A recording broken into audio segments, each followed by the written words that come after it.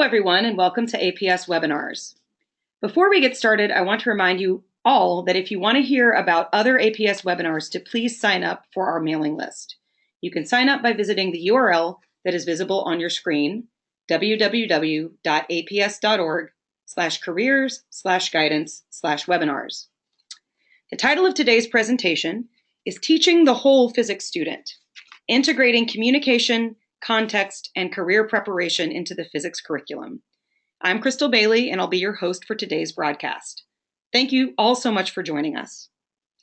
APS webinars are brought to you as a service of the American Physical Society, connecting you with the expertise of individuals who can offer insight into physics careers, educational programs, and professional development for students, working physicists, and educators. Today's webinar is being recorded, and everyone who is registered will receive a link to the recording. Please allow 24 hours for video upload. After our speaker finishes the presentation, the remainder of the program will belong to you for our question and answer session. Because of the number of people attending this webinar, we are only accepting text questions. So if you have questions during the broadcast at any point, please type them into the questions box located on your screen, and we'll try to get to it at the end of the presentation. And in this case, there will be some interactive bits as well. So we'll use that questions box to get your answers to certain questions. Lastly, we encourage you to please complete the survey upon exiting so that APS webinars can improve its ability to provide you with these valuable services. And so with that, let's get started. Ann Leak is a postdoctoral researcher at the Rochester Institute of Technology, where she does physics education research, including investigating entry and success in STEM industry careers and access and equity in science learning. She has been everyone. Hi, Anne. She has been a Fulbright Fellow exploring science education in Cameroon, West Africa, and has won grants to develop approaches for community-driven and place-based science pedagogy in Kenya. Ben Zwickl is a physics professor and education researcher at the Rochester Institute of Technology. Say hi, Ben. Hi, everyone. In addition to teaching, he is involved in several NSF-funded research projects related to students' transitions from undergraduate degree programs into graduate research and STEM careers. Ben is the president-elect of the Rochester section of the Optical Society, which brings together students and professionals from academia and industry to promote optics education and learning. Ann and Ben are currently part of an NSF-funded research project focused on photonics and optics workforce education research, or POWER, as you see on the screen, and the NSF-funded APS Pipeline Network to develop strategies for integrating innovation and entrepreneurship into physics departments nationally. Also joining the discussion today is Kelly Norris Martin. Say hi, Kelly. Hello, everyone. Kelly is an associate professor in the School of Communication at RIT. Her research focuses on communication, education, and the intersections of visual communication, rhetorical criticism, and design. She is a co-PI on 2 NSF-funded research projects that examine the abilities most required for entry-level employees to succeed in the STEM workforce and increase employer competitiveness in the 21st century. Within all of these projects, she advocates for discipline-specific communication research and instruction and visual communication and design education across the curriculum in higher education. Okay, and with that, I'm just going to hand it over to you. Take it away. All right, so thanks everyone for coming to the webinar. So I wanted to just introduce the big picture of the research that we're doing in our group. So Ann and Kelly and I have been collaborating for about the last 3 years, and broadly, some of the questions that we've been looking at are things like, how can we teach practices and processes in contexts that are meaningful both for classes and in workplaces, right? So that involves a lot of research in workplaces as well as thinking about implications for classroom. And then also how and what can we teach students in physics specifically to help them succeed in their desired careers, right? In the many different directions they go. So that research has involved like several different collaborative projects, the POWER project, which Kelly, Ann, and I are all collaborating on, the Pipeline project with APS and 2 others. And broadly, the kinds of data we're looking at are things like semi-structured qualitative interviews, surveys that might have both multiple choice and open-ended questions. We also solicit information from a lot of different participant groups. So we have managers and recent hires in industry, and also human resources. We also talk to faculty, students, and graduate students. And the kinds of analysis we're doing are typical of qualitative research. So things like thematic, semantic, structural, and categorical approaches. And again, broadly, the goals for this are to connect what happens in the classroom with what matters for success in careers. So in terms of physics, right, there's a ton of reasons to do physics. One of the biggest, I think many people appreciate, just understanding the universe. Of course, there's things like solving societal problems, and there's the pursuit of advanced technologies, right? So all of those are wonderful motivations for pursuing physics. But in addition to those kinds of things, there's this other motive that's out there: to get a job, to get money, to help the economy. On the left is an advertisement I received at my house, arguing that STEM jobs pay more and there's better opportunities, and so study STEM. But the narrative is actually substantially more complicated than that. So this is an article from New York Times that was pointing out the differences between the number of positions, say, titled engineering, or were specifically like an engineering occupation, and the number of degrees in engineering. And so the point for most of these STEM fields was that there's far more openings, or far more degrees granted than there are openings. And so, this is actually a very interesting point, because it raises a lot of questions about, well, to what degree, should degrees align perfectly with the occupations that they're supposed to train for? Yeah, so I think that's one big issue that we're going to come back to. And also, what about all those students that don't pursue that occupation? In what ways are they still finding the training they had valuable? And so those will both be issues we address. So one thing that's actually changed a lot in terms of college over the last 40 years in this case, is students' main motivations for going to college. 40 years ago, being well off financially was not a major concern for many students, or for the majority of students, but it is a concern for the majority now. It actually takes on a dimension bigger than just money. I mean, in fact, a lot of students find meaning in that first job they get. Here's an example of one of my own students that says, "Sorry, I haven't emailed you sooner. It's been a hectic weekend for me. I just wanted to let you know that the interview went really well on Thursday. So well, they offered me the job working on their cylindrical lens as an engineer." 6 exclamation points. "Thank you so much for everything you've done. If it weren't for you, I never would have taken that first tour of the company." And so for this student, the job was not just about money, but it was really about fulfillment. And so I think that narrative's important, right? So when we hear about STEM jobs and things, it's not just a means to get money, but it oftentimes is fulfilling a lot of ambitions and dreams for the students. And our physics majors really pursue a lot of different paths. So I just want to open up a question to all of you. What are some of your current students thinking about doing after graduation? You can go ahead and type these in the questions window, but just to kind of contextualize everything we're saying, like, where are your students hoping to go? All right, we've got teaching. Nice. So some are going to graduate school in physics or in other areas. Or both. Ooh, different graduate school programs. One in medicine, one in data science, some EE/ME programs, military, some physics grad school, mechanical engineering, physical therapy. Yeah, so yeah, we definitely see a lot of commonalities, a lot of engineering focus, a lot of medical focus, different physics specialties, law school, med school. So it's really interesting to note that our physics students don't always go on to be physicists in academia. At least, their paths can really differ and they're diverse. So of recent graduates with bachelor's degrees, about 41% are employed, and then the others go into graduate school, but in a variety of different fields. So with that in mind, across undergraduate physics, what do you think is going to help our students most in their future paths? you can throw out some ideas. Like, what do you think they need to know or do when they leave? What would be the most helpful?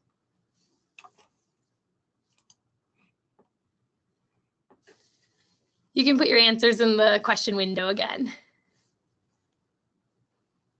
Yeah, analytical skills, critical thinking. Some problem solving. Creativity, yeah.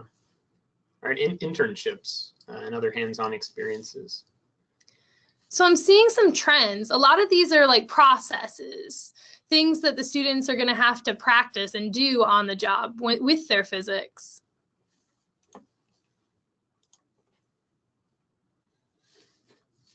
Yeah, so when we think about many of those different things, like the critical thinking, like the problem solving, and like the creativity, right? A lot of those fall into this broad category of transferable processes and skills, or 21st century skills, they might be called. And it's helpful to break those up into 3 different domains. You have the cognitive things. Problem solving definitely fits in there. You have the interpersonal things, so the communication, how you get along with other people, how you work with other people, and then the intrapersonal, which would be those factors like perseverance or even honesty and things like that. So yeah, and so one of the things that's really interesting when thinking through those broad categories is we often hear a lot about the need to learn highly specialized things for different occupations. And what's actually the general truth, and I think that New York Times article, that mismatch between degrees and people in a particular occupation, points out that there's rarely, even in engineering, there's rarely a tidy alignment between degree and job duties. And that's certainly not the norm in most fields. And beyond that, right, what is the physics degree signaling, right? It is signaling those things like critical thinking and problem solving, right? That you can learn complex technical subjects, solve complex problems. Of course, the specialized technical knowledge always is going to be important, right, for a particular workplace. But a lot of that can be learned on the job because it is often so unique to each workplace. And so that really, brings up an interesting point, that those things we think of as being the very technical aspects of the job, the very cognitively demanding, oftentimes are viewed as the most trainable, and they are actually trained for in the workplace.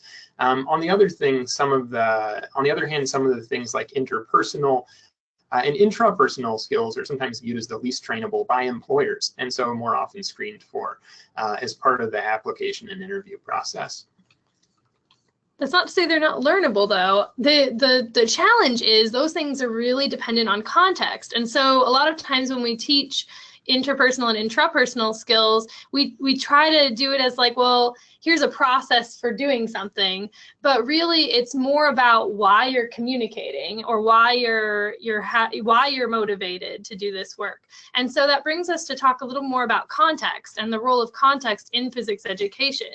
So some of our research really digs in deep to specific tasks. So instead of surveys that say, like, let's do problem solving, or that's a really important skill on the job, we're trying to understand, what does that look like on the job? And the task is really dependent on this broader situation, like who you're working with, what is the local environment like, what's the goal of your project that or your task that you're trying to do, what tools do you have to do that task, and then some of the even broader, like the small group culture that you're working in. What are the rules? What are the norms and expectations of that group?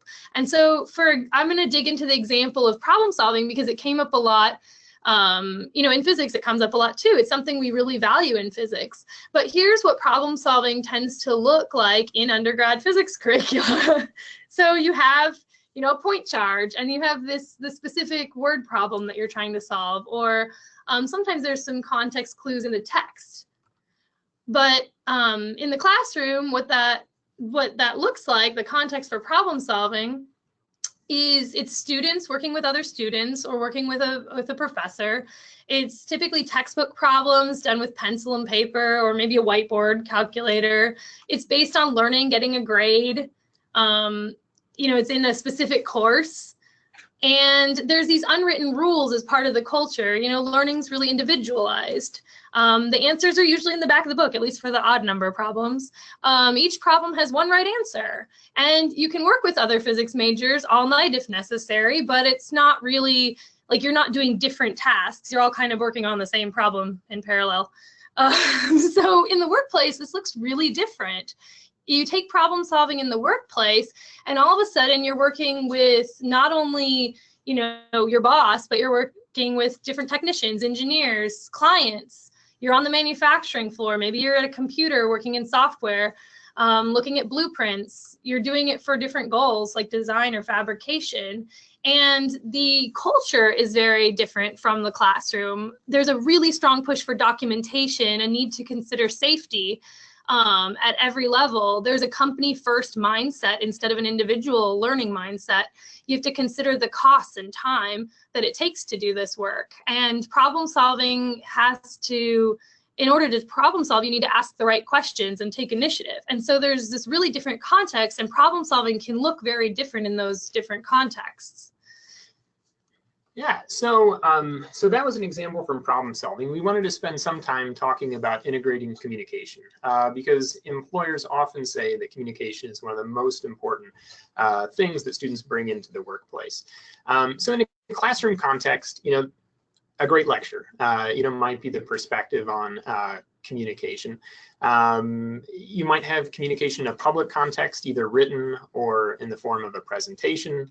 But when we go into workplaces, right, we actually see a very diverse set of contexts that involve interdisciplinary collaborators, managers that see the big picture of what you're doing, clients that have a particular service or product they need from you, coworkers with different expertise. And then you get to the things that I think are actually more reflective of what we tend to do in the curriculum, talking to other experts. So when you're working with other physics students, or students are talking or writing for other faculty, you know, they're experts in a similar field, and sometimes, you know, writing for the general public, for like outreach and things like that.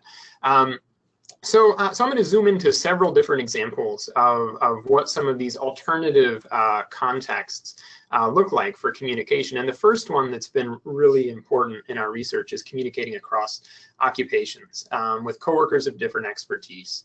So Kelly, do you want to say anything about this? Yeah, this is the idea that instead of just focusing primarily on translating one piece of information from one group to another group, although that is really important to be able to use that particular jargon and define things in a way that other groups would understand, we're also talking about understanding the entire context of the audience that you're trying to communicate to as well. So things like appropriate etiquette even are something that would be considered. Yeah, another common one that's come up in our work has been communicating with clients, just because oftentimes the clients are very good at what they do, and you're very good at what you do as an engineer in the company. And so, however, with those differing levels of expertise in different areas, you know, means that it is very important to communicate things in an understandable way, because confusing customers means losing business. A third area that's been really important has actually been question asking. Yeah, questions. Actually, people oftentimes forget that a good communicator is actually a very good listener as well. And so hand in hand with asking questions is the manager being able to listen to what people are asking, and also noticing if they're not asking questions, so that they can see what kind of employees' personalities that they're working with, and where they might need to provide them particular kinds of information. Yeah, I mean, as we were kind of looking through our information about question asking, because a lot of employers did talk about it, I found it really helpful to think about question asking along two different axes. One is sort of the independence or dependence of the employee or the worker or the learner, and the other is just whether or not you ask questions. And so, kind of in these four quadrants, we get you know, people who are potentially passive and just wait for others to give instructions. You know, there's people that use questions to avoid taking initiative. There's, you know, people that maybe don't ask questions when they really should, and they just kind of waste time, money, and effort when there's a ready solution at hand. And then really it's this upper quadrant, right, where we're trying to foster people who are both independent, but then are really, you know, asking like on-target questions. I think that's the sweet spot for education. And something that, you know, I try to, you know, encourage in my classrooms, but I'll admit is not an easy goal to achieve. So, another big aspect has been documentation.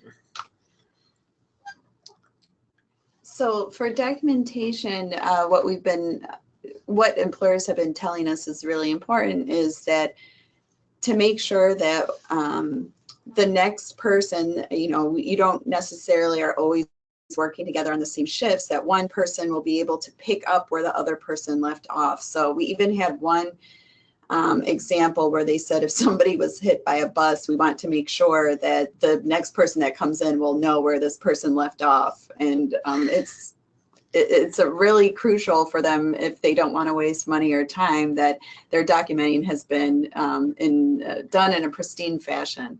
And it's documenting for others too. In physics courses, we often have students documenting for themselves to like look back and write a lab report. But like Kelly was saying, other people need to be able to take those on. Mm-hmm. Yeah, and it's something that's not even restricted to documentation is equally important in academia and for research. And this is not from our own research, but by Jacob Stanley and Heather Lewandowski. But this quote about most grad students, finding the training they got as an undergraduate is either being missing or ineffective, at least in terms of what they got from lab courses. And so they actually did publish some recommendations for using lab notebooks in upper division lab courses. If you're interested, all these slides will be available with the hyperlinks. Although I think we've made a strong case, right? There's a lot of different ways that communication happens, but physics majors may actually be missing some of this stuff. In particular, one survey of applied and engineering physics graduates at Kettering showed that employers thought that physics majors in general lacked some ability to function on multidisciplinary teams, did not always recognize the value of diverse relationships, and sometimes just communication skills, oral and written, were lacking. And so, those are some of the exact same things that employers are speaking to the value of. Our students may not be getting the right opportunities. And I think it's really important to recognize in the physics context, this is going to have to go beyond lab reports and formal presentation opportunities, which are valuable and can be done in very authentic ways. But it just has to be much broader and more inclusive. Kelly, could you share more about this kind of movement to integrate communication into the different disciplines? Yeah, well, one thing I wanted to highlight too is you mentioned that there's a real range of types of communication. And so when we're talking to employers, they might there isn't one blanket solution for, okay, we need to teach them how to give better presentations, because at other companies, they might ask that or complain that their students or entry-level employees aren't actually good at talking on the phone or writing an email. It really depends on the context, as Ann was talking about earlier. And so one of the other things we preach in communication is that it's really important to approach communication as far as the particular field and discipline, what they value. So for instance, communication for engineers, if you're giving a presentation, they might really value the numbers and the quantitative information that you have to establish credibility right off the bat, and later they might then want you to connect with them on a more emotional level. This would be completely the opposite way, as far as if like a graphic design or industrial designer might approach a problem from a completely different perspective. And so these resources that we have listed here are discussion about how to go about figuring out what is most valued in a particular field or discipline, and then it provides some real applied assignments that you can use for this range of communication genres that we talked about, anything from like emails to presentations to a talk at a research conference, for instance. Yeah, so one aspect of communication that comes up a lot is the idea of teamwork or collaboration. And so we wanted to highlight some of the available resources that are out there now. So one that some of you may be aware of or even use is cooperative group problem solving, which was developed at the University of Minnesota by the PER group there. And the idea was to develop problems that are just complex enough where one student is generally not sufficient to come up with a solution. And so they assign specific roles. And they also provide some evaluation tools for group function. So another alternative tool that's been developed more in the engineering world, but could be very well applied to projects in physics, is this CATME teamwork. It's like an online software tool, but again, it does many of the same kinds of things that cooperative group problem solving would do. But it also does things like help assign students to teams. It provides a software tool for students to evaluate each other, and it gives them practice at rating each other so that they can, it provides practice at having them rate each other so that they can provide kind of fair evaluations. And then, it also provides some training and meeting support. It's not the only set of tools that are out there. These came from a communication researcher at NC State University, and it includes many of the same features as on the CATME software tool. So there's basically a thing to identify the strengths of an individual team member, ways to establish a team profile, ways to evaluate how well a meeting went, and to evaluate your peers, right? So some of those seem to be like the essential elements of kind of training and supporting teamwork. Yeah, and training. all of these resources, which we can also provide you with as well, were developed using the communication in the disciplines research. So they've been tested through a variety of different disciplines and in primarily STEM disciplines. Yeah. Yeah, and so if we kind of look at that like on the whole, like if we try to summarize some of the big ideas about communication, first off, it's very diverse in professional settings, and it always needs to be, focused on some sort of meaningful goal or outcome. And it's never isolated, it's always integrated with the science and the technical work.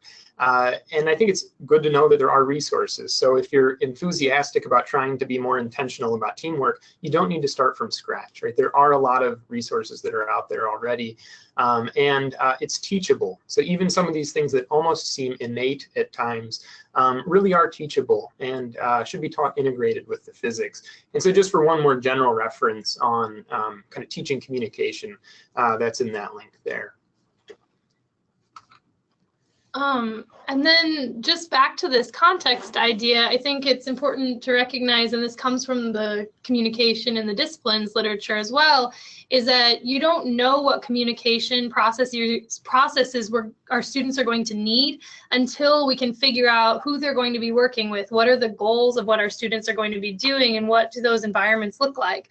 And so the more we can help students recognize those, even in the physics classroom, then they'll be better prepared to think critically about the communication that they're going to be expected to do in their new jobs, even if it looks a little bit different in the context.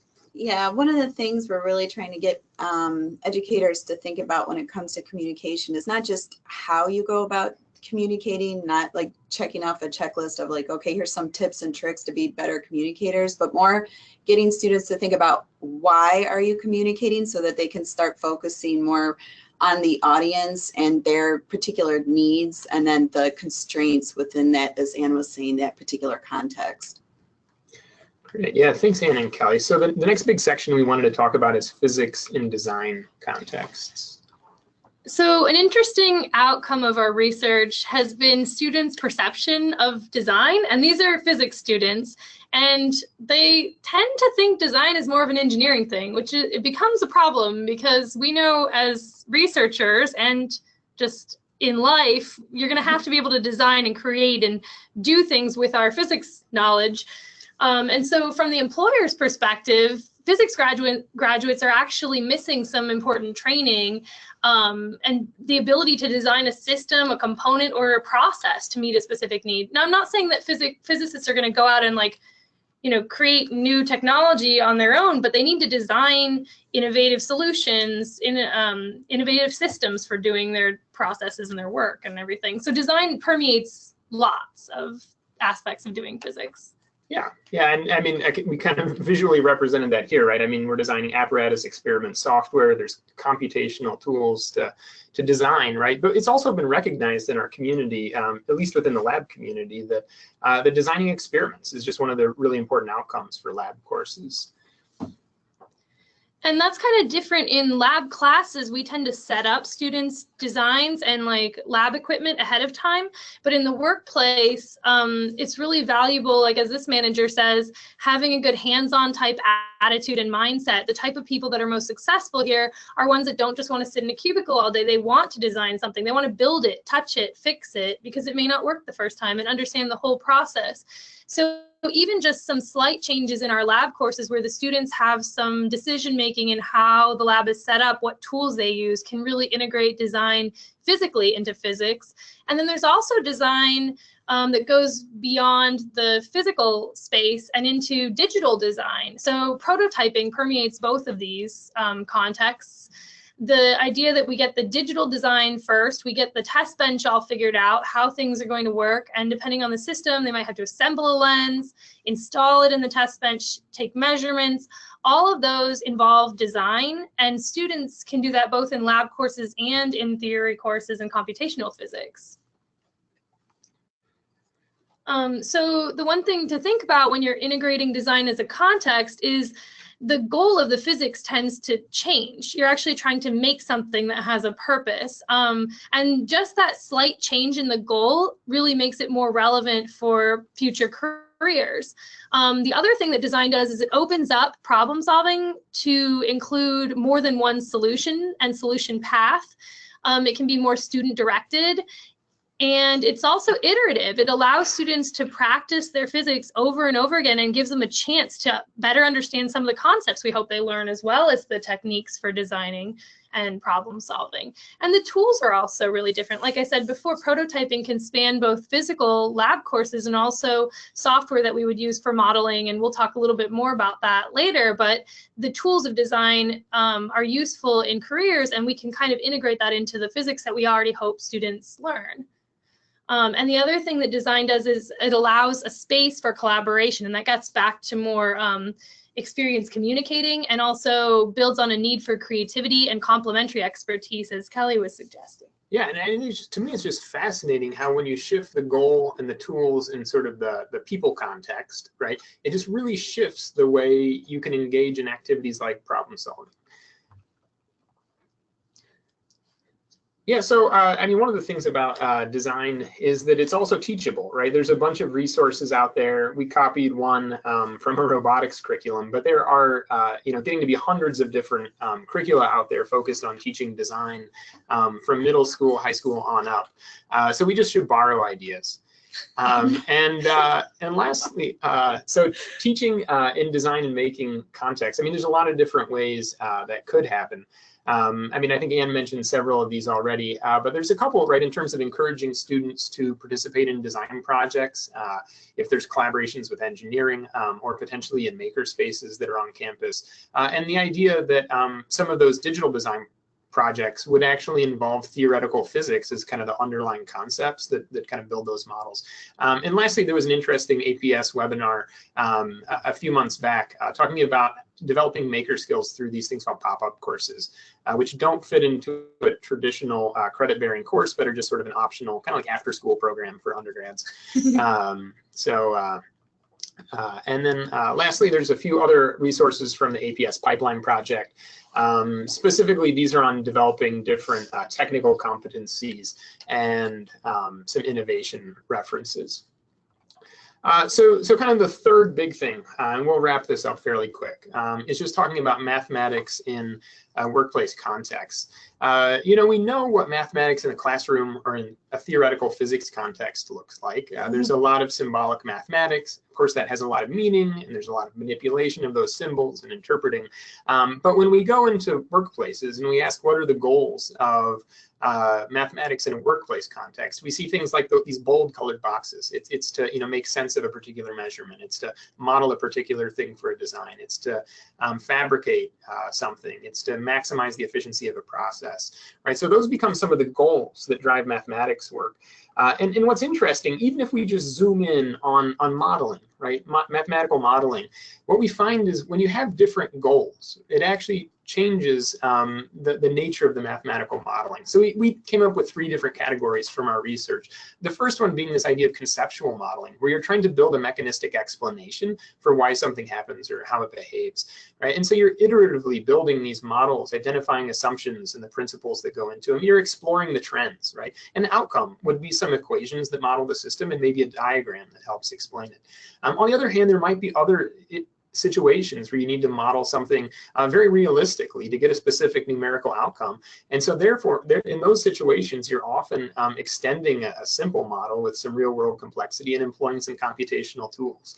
And then kind of a third category was this design-oriented modeling, where there's a design based on specific requirements. And the role of the model is really to determine different parameters and tolerances under certain constraints. And the outcome of that is different yet. It could be something like a blueprint or a schematic that could be passed on to someone else who would work on fabricating the parts. And so each of those represent different goals and different outcomes, and yet it's all still, very much mathematical modeling.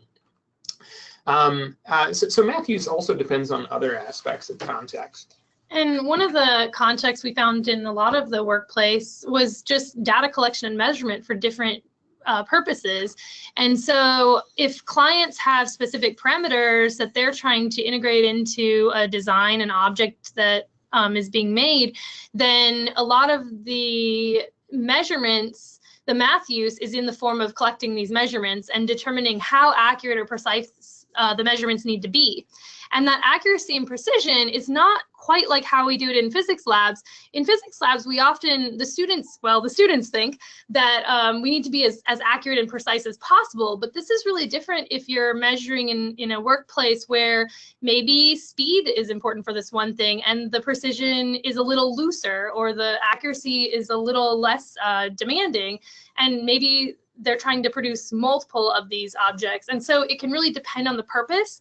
And so getting students to think critically about why they're taking measurement and why they're collecting data can change the types of tools that they would use and the type of math that they're using, and then what meaning they make from those measurements.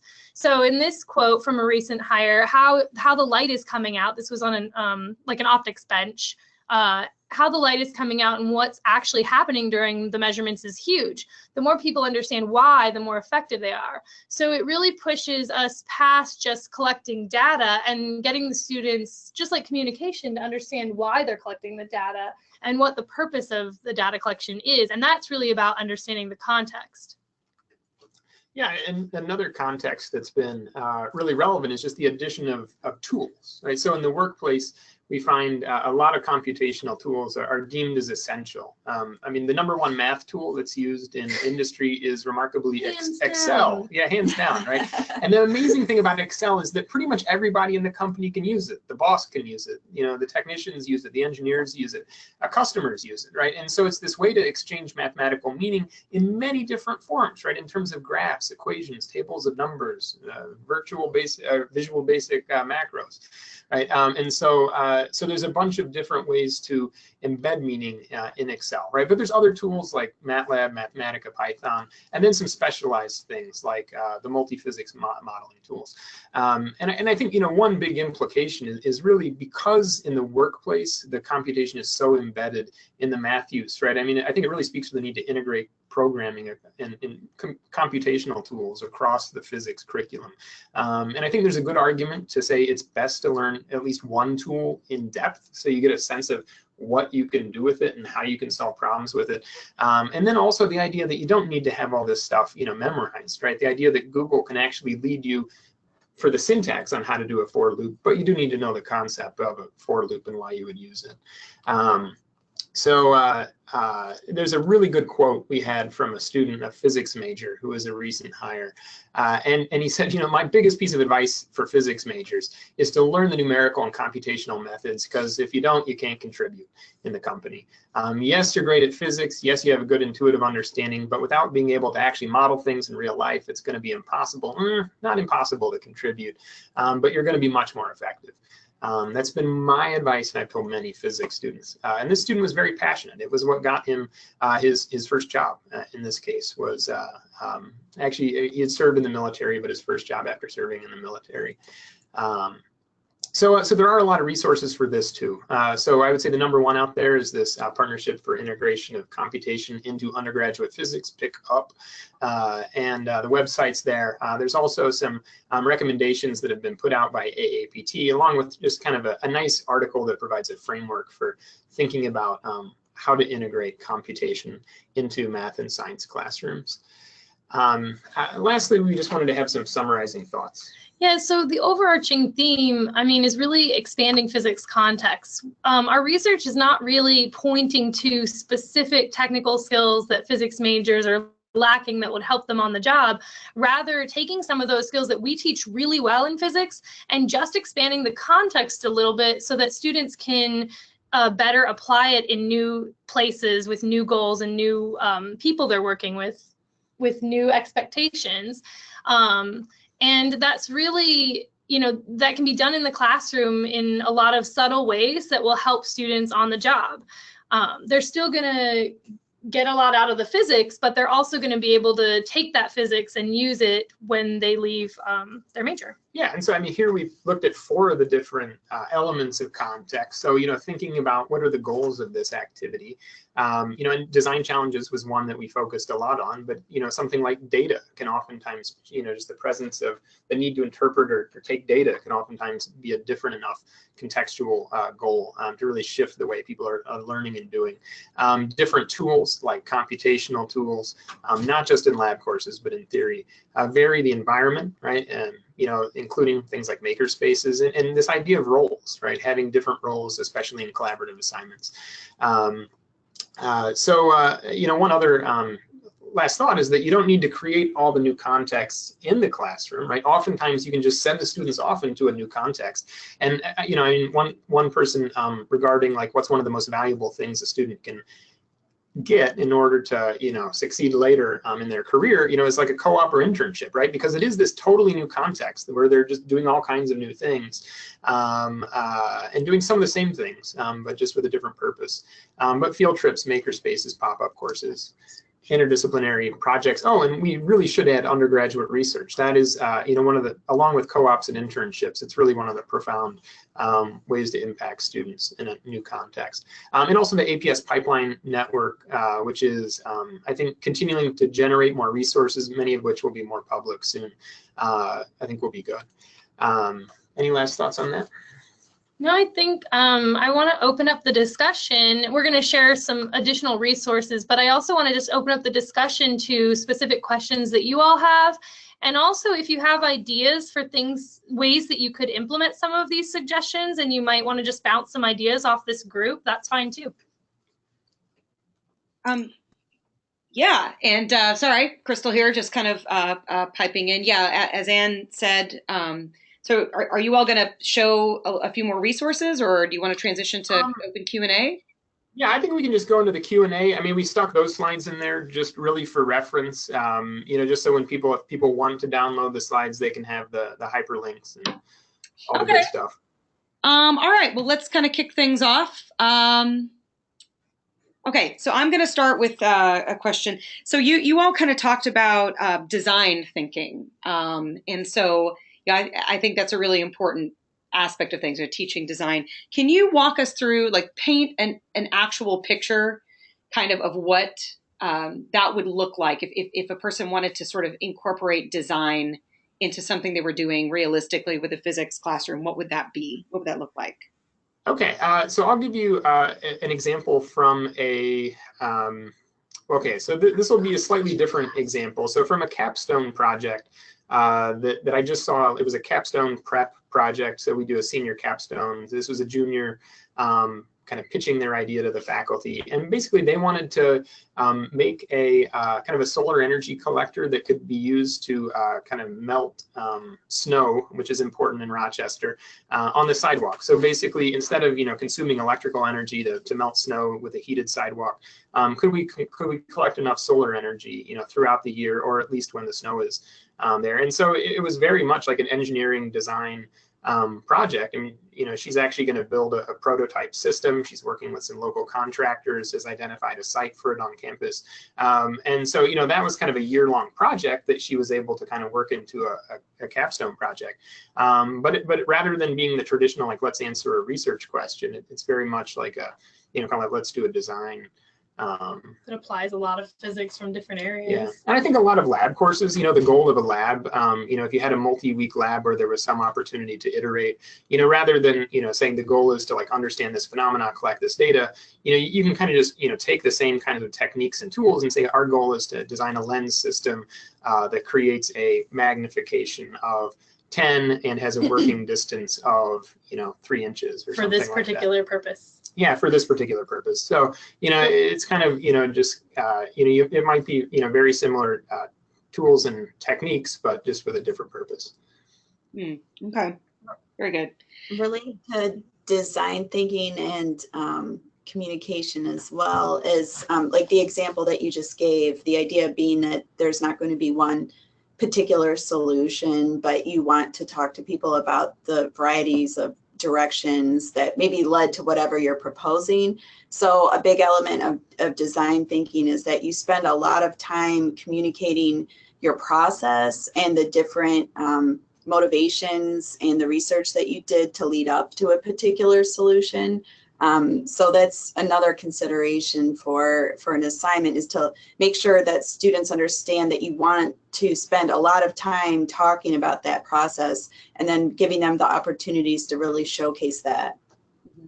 Yeah, I think what's fascinating is Kelly's talking about that from a communication and kind of design perspective outside of the sciences, and yet the process is really not that different in kind of like an engineering or science setting. I mean, I think many of the processes are very similar. So. Yeah, it's interesting too. I just kind of want to observe, in my experience, I spend a lot of time talking to undergrad students at our future physics days at APS meetings. And so I've listened to students give like hundreds of presentations over the years. And I would say that it's interesting, the strongest presentations, the student seems to kind of take context into account. Not only does it mean understanding their audience, but sort of like giving people a sense of why am I telling you this? Why is this important? And it's funny, like, especially in the poster situation where you have a little bit more interaction and back and forth with them, often when I kind of I give them the context of like, I don't know anything about this. I'm not somebody here just trying to trip you up or, whatever. They change drastically they start asking me questions like, oh, do you know what this is? Do you know what that is? And all of a sudden they're telling me all these wonderful things about what they know. Would you have specific advice? I know that a lot of faculty have students who give, quote, scientific presentations at things like APS meetings. I guess my point is, even then, these kinds of skills are important. Are there specific ways that faculty can kind of work with their students to build these kinds of skills, even in those kind of contexts? Yeah, I mean, so Kelly, do you want to say something about the Effective Communication Center and kind of the whole concept behind kind of how that's trying to like partner communication experts with faculty to sort of craft disciplinary relevant? Yeah, so it's different at different universities. A lot of universities have communication centers or speaking centers where you can go to them usually with a variety of different communication challenges, whether it's a presentation or maybe you have a group that just cannot get along, and you can talk to a communication expert about how to actually get through some of those barriers. Another thing that most universities have is things like 3-minute thesis competitions or opportunities where you can talk about your research, but you will have a variety of different people in the audience, and that usually they'll have even steps along the way where you can first give your presentation to your department and then to your college. And I strongly encourage people to take those opportunities. And in fact, I've seen some of the strongest disciplines or programs at our university now are the ones where they just kind of make it a requirement for their students to compete in those. And those students end up like just being some of the most outstanding when it comes to interviews or having to present their research at conferences, because they've had that experience of having to not know the exact audience that they're going to be coming up against, but at the same time preparing for the different possibilities. Mm-hmm. Yeah, that's good. That's a good suggestion. Another question. You also kind of mentioned the value of role playing, getting the students in a position where they can sort of practice playing different roles. Again, do you have any specific sort of resources, or can you paint a picture of what that might look like in a physics class? We added some resources in the talk, in the communication section of the talk on that, but basically, like, one example would be if you, even in an intro physics class, if you have a lab project that you basically like build a context for, like maybe you want them to go out and collect real world data on acceleration and velocity, and then come back and try to model it and take out some of the complexity in your physics lab. You could actually assign different roles in the group, so that instead of each student having to do the same things, you might have one be the team manager who has to design the project and really get everyone working together and as a team. Someone else might be the data recorder or person who's supposed to check in with everyone else, or the skeptic, someone who's supposed to be kind of like play devil's advocate and question everything that's happening and really try to pose a lot of meaningful questions to the group on why they're doing things, and maybe the energizer or summarizer or someone to communicate the findings, so that each student has a meaningful contribution to the group rather than everyone trying to do the same thing. And what this does is it teaches communication skills, but it also better reflects the workplace where not everyone's going to be hired to do the exact same task. And so students are going to have a specific role to play. Yeah, and I think also, the key thing is that what the group accomplishes is bigger than any one person could have done on their own. And I think that's certainly true of the workplace, and that's kind of the spirit of cooperative group problem solving. That's the spirit of most like senior design projects and in many fields. But you need the goal to be complex enough, or the project to be complex enough, where it requires those different expertises. Yeah, and just to note that it says rotate through the specific roles. That really depends on the type of project. So if it's a semester-long project, we suggest rotating, but if it's just something where they're together for a couple of weeks, then it makes sense that they would just stick with one of those particular roles. Mm-hmm. All right, very good. So maybe now would be a time to you said you had a couple of questions for the audience. Yeah, well, Chris, I was looking at some of the questions that came in from a few people, and some of them actually seemed like we could really address them pretty clearly. So like one of them was about teaching and assessing collaborations between students. What learning goals can we look for besides their communication with each other? So I wonder, Kelly, could you give us a picture, like in a classroom environment where you're trying to do kind of authentic collaboration? What does assessment look like? Like, what are some of those assessment tools? I put up some hyperlinks to them, but. Well, so, and I might be mixing up some of these questions. So assessing things like how well people are collaborating. How well they're collaborating. So there's different ways that, and you probably, whoever asked this probably is familiar with these, but you can have students rate each other about how well they think each other has been collaborating. There's exercises that we can also share as well, where they actually will do a reflective piece after each meeting that they have, or occasionally after a meeting, to talk about whether or not they accomplished the goals that they were supposed to within that particular session.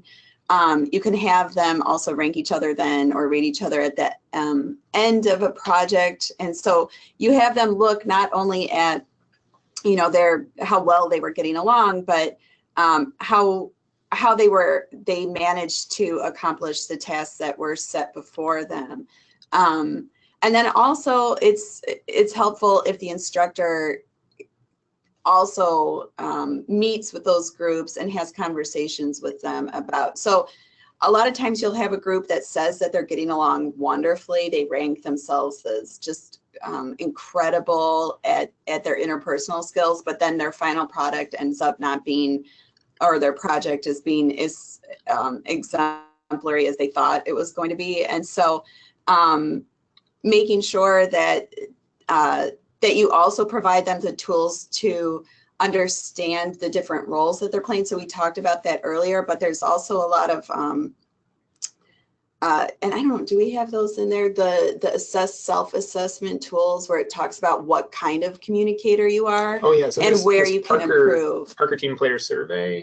Yeah, exactly. That's yeah. one example. So there's a few different surveys that will kind of, you can take that and see where you kind of fit. So if you're a really strong collaborator, you might be really good at facilitating group conversations, but it turns out that you're maybe not as good at actually getting the tasks done that you need to get done.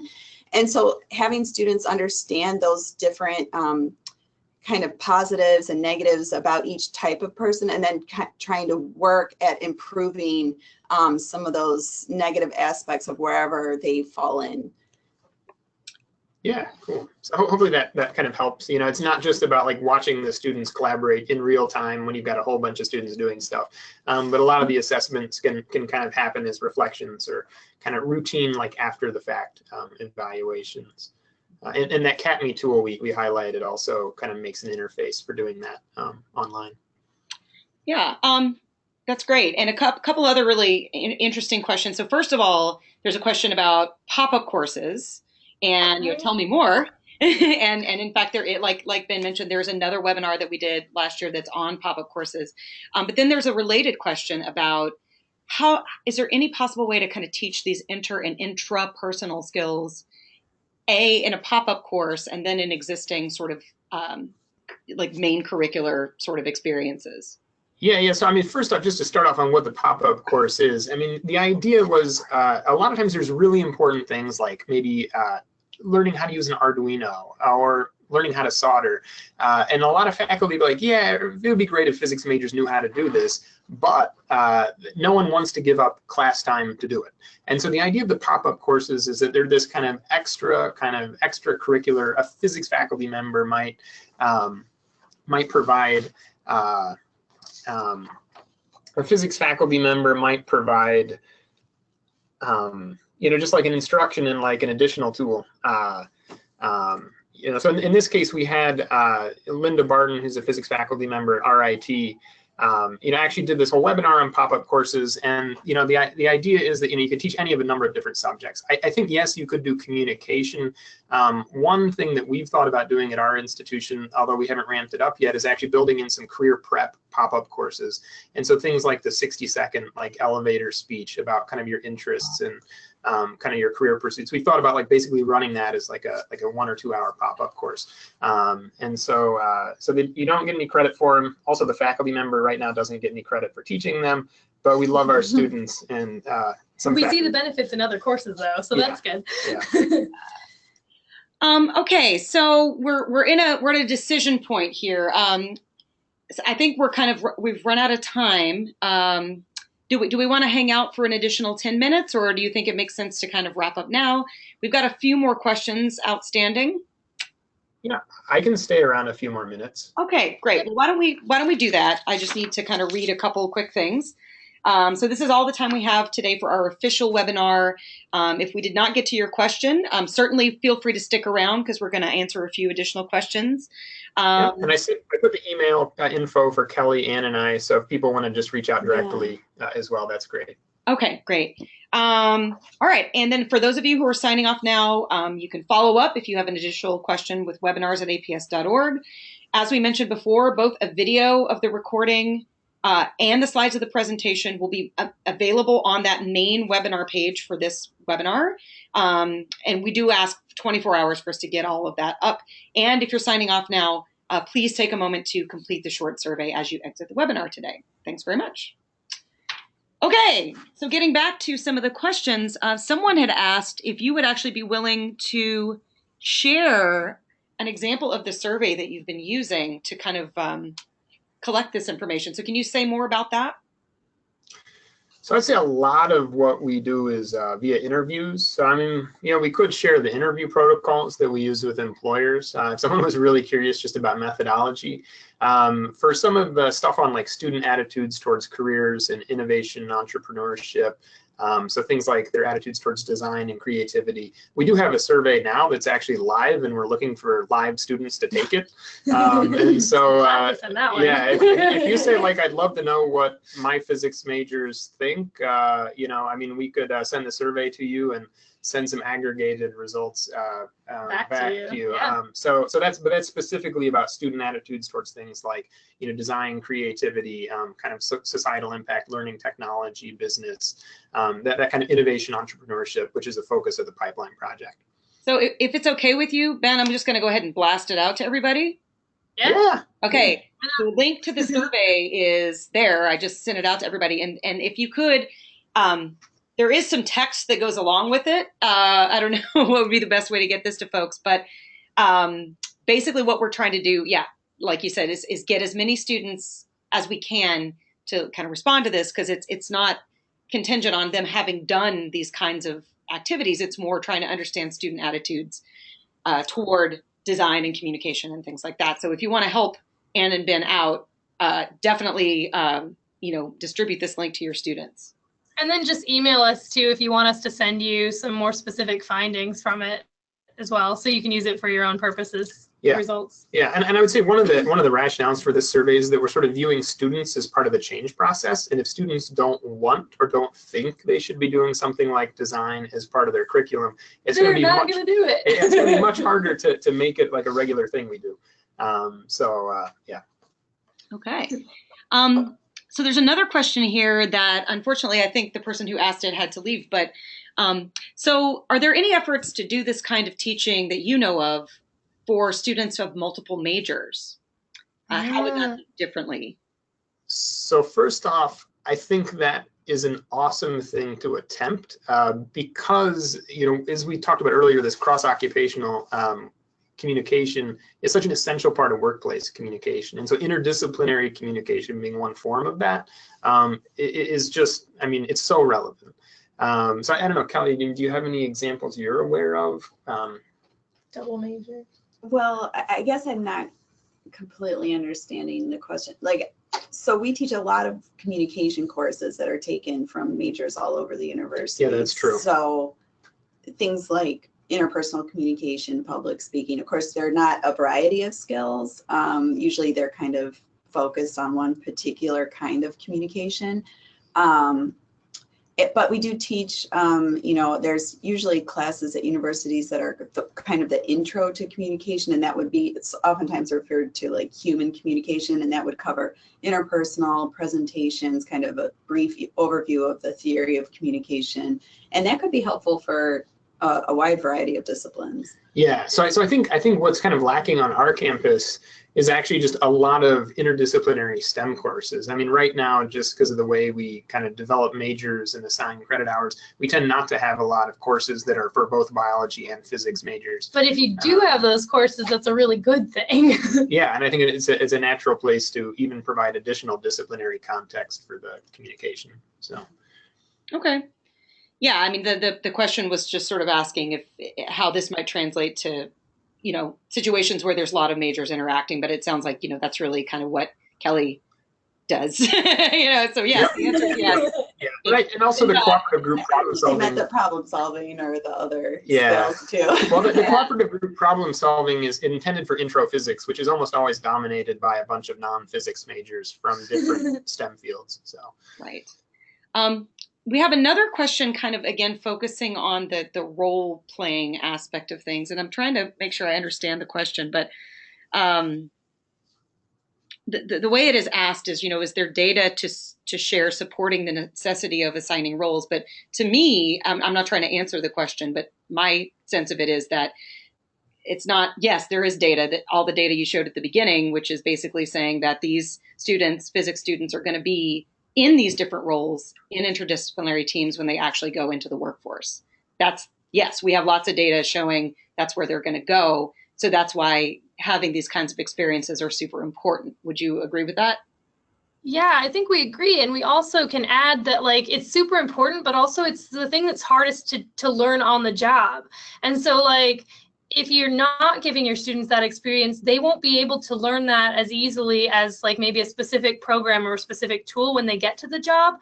So it's better if we integrate it in physics and know that they have it going in, because a lot of the managers we talk to, they actually screen for that coming in the interview process. Mm-hmm. Yeah, the way I've heard it explained in a completely different context, this Peter Fisk, who does our career coaching, he's amazing, and he's talked to gobs and gobs of people. And what they said was they hire for attitude and they train for knowledge, something like that. Basically, just what you said, that they're looking for certain kinds of skills that are harder to train, but have to do with these more advanced abilities to kind of communicate in different ways. That's what they're actually really going to hire for. It's not just, the tech, like, can you program in C++, that kind of thing. Yeah, and scholars in group communication have done a lot of research about the best way that groups usually succeed. And what they found, especially studying groups in education, is that when they are assigned these kinds of roles, that it really helps lessen a lot of the conflict management that you will have to address. So usually a lot of the things that faculty will complain about when assigning group work will be eliminated when you take the time to assign the particular roles. Yeah, and what's interesting is, like, in this Parker survey, I mean, those are not so much assigned roles as roles that would describe you as kind of more like a personality type thing. And your group, unfortunately might be composed of 4 contributors.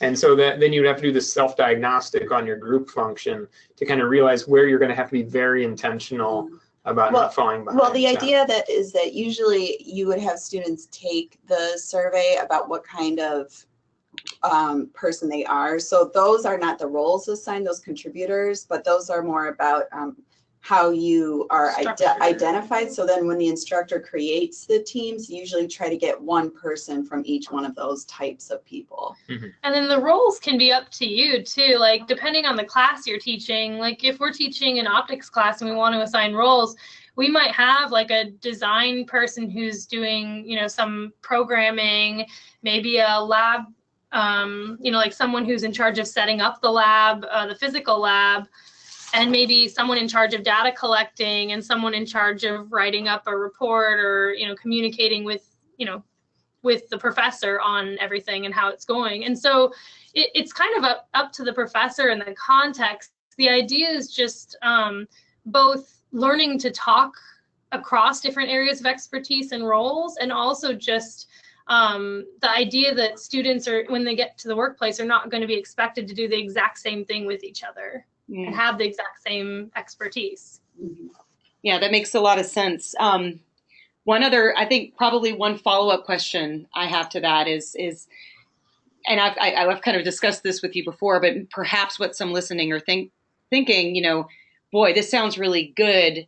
I'm really scared to try this because I don't know myself, having been a physics professor. This is the way I've always kind of known physics to be done, and the way that students are supposed to kind of operate and communicate and all that stuff. Can you, I know that you have some resources. Would it also be useful for folks to try to engage with someone who has industry experience, who might be able to kind of help them design these labs? Or yeah, and I think for like a quick sounding board for what things would be highly relevant or maybe less relevant.